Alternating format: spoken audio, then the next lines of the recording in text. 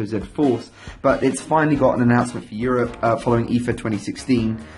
So yeah, we're going to unbox this one and see what you get inside. Now, first and foremost, it's a very minimalist box, classic Lenovo styling here. So we have the white frontage, just the logo on the top there, a dash of purple, some key features on the back, which we'll get into in a bit. But the main thing is these guys here, and as you can see here, it says compatible with Moto mods, and this is something that applies to all of the Moto Z lines. So that's the Moto Z, the Moto Z Force, and the Moto Z Play, which was also announced at IFA 2016. And they're basically magnetically detachable accessories that snap on the back of any of the Moto Z phones and add a little extra functionality. It's basically a modular smartphone, not a million miles away from the likes of the Fairphone 2 and the LG G5.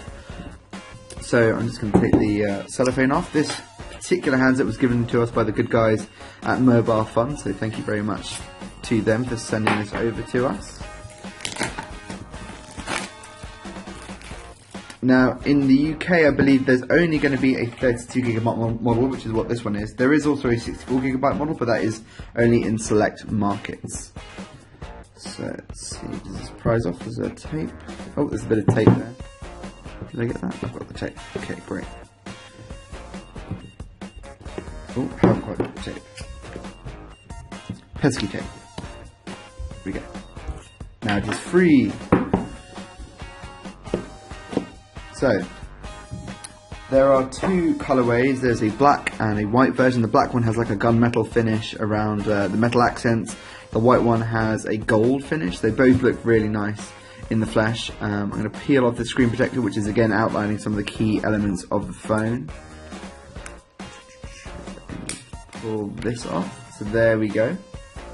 So wow, it's a really nice device. The bezels look extremely thin. There's some hardware controls up on the side here. I'm guessing this gnarled one is the power key. So I'll just hold that and see if that turns on. Excellent. So you can see the edges of the screen there. It's a nice big screen. I believe it's a 5.5 inch Super AMOLED Quad HD display, so it's a really nice display from our initial hands-on, which you can check out on the channel. It looks great, colours look fantastic, viewing angles are actually pretty solid too. There's a bit of distortion there you can see on the edges, but for the most part it looks really nice. And I'll get back to the rest of the hardware in a second, but I'll just quickly flip you over to the back. There's no protector on the back, it would seem, which is kind of interesting. It's a metal back, it's like a metal plate instead of a glass back. Despite the shininess, you can see it's already picking up a few fingerprints, and also the fact it's just so thin. It's if the camera can focus, it's 5.19mm thin, I believe, making it one of the thinnest Android phones ever. I think the Oppo R5 is the only one that's thinner that comes to mind, which is I think 4.85mm. And the other thing you'll notice is there's no headphone jack. So this kind of beat Apple to the punch with regards to ditching the headphone jack. Instead, you get an adapter in the box for the reversible Type-C USB port on the base there. So we'll just put that to one side, and then I'll come back to it in a second. So elsewhere in the box, under this initial little shelf that lifts out, we have what looks like warranty information, which is a nice, no SIM tool. No SIM tool in there, just some warranty and quick start guide information, everything to kind of get you going.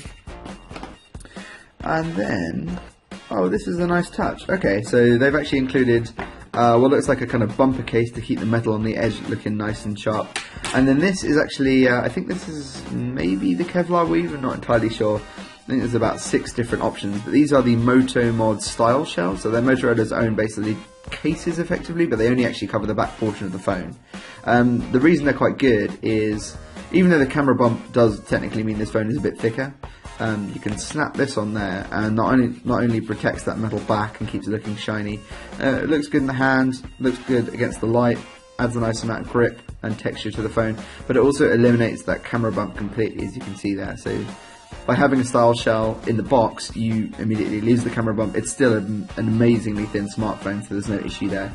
And you can see they just kind of snap on and snap off just magnetically.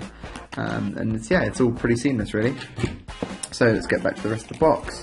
So we have interestingly, it's a Type-C USB charger with a nice long lead, but it's actually hardwired into the plug, so you can't just use any Type-C to USB cable. You have to use the adapter that comes with the Motorola plug if you want to use this particular charger, and this is presumably the turbo charger to power the 2600 mAh battery up particularly fast. It has got fast charging. Then we have, now this is, interestingly, this is the adapter, so that you can see it's a Type-C on that end to a 3.5mm headphone jack on that end. And it has like some sort of lanyard loop, so I guess you can loop it around your headphones or maybe on your belt or something. So you can carry that with you, which is kind of a bugbear for some. Others, if you already use Bluetooth headphones, it won't even be an issue. And then we have the nice individually packaged here, very elaborate SIM tray removal tools. One of the more fancy pants ones that I've seen. And also that looks like a tool of some sort as well there too, which is nice. So yeah, so you have that too. And that is pretty much everything in the box. So I'll just take you through a few other elements of the phone. So we talked about the screen. You have a 5 megapixel front facing camera with an LED flash, and I believe it's got enlarged pixels as well. We have a fingerprint sensor down the bottom here. This is not a button, so there's on-screen buttons. Running Android 6.0 Marshmallow. But with a fingerprint sensor, and you can't really see them on this one, but on the white one they're very apparent. There are these ultrasonic sensors, I believe it is, or laser-based sensors. The Moto Z Play is slightly different, where it has the approach gesture, so as you bring your hand towards the phone without touching it, the phone actually lights up and shows you any waiting notifications or anything like that. Talked about fast charging the Type-C port, and there is expandability as well. This is the 32GB version, but you can slot in a micro SD card up to 2 terabytes, so there's a card not even that exists yet that you can actually slot in here, so there's plenty of room for expansion. And on the back, I believe it's a 13 megapixel camera with a dual tone LED flash. There's a laser autofocus array, and it has optical image stabilization, so of course you get really smooth shots. Great low light performance, has 1.12 micron, I believe it is, pixels, so enlarged pixels for better low light performance, f1.8 aperture. It's a really solid sounding camera, and we can't wait to actually test it out and see how good it performs against some of the big guys like the Samsung Galaxy S7 and the iPhone 7, of course. So that is pretty much it. The Moto Z is available now in the UK finally for, I think it starts at £499. If you have any questions about this device, you can just drop us a line down below in the comments, and we already have a hands-on with this, and you can expect a full review really soon. Thanks for watching.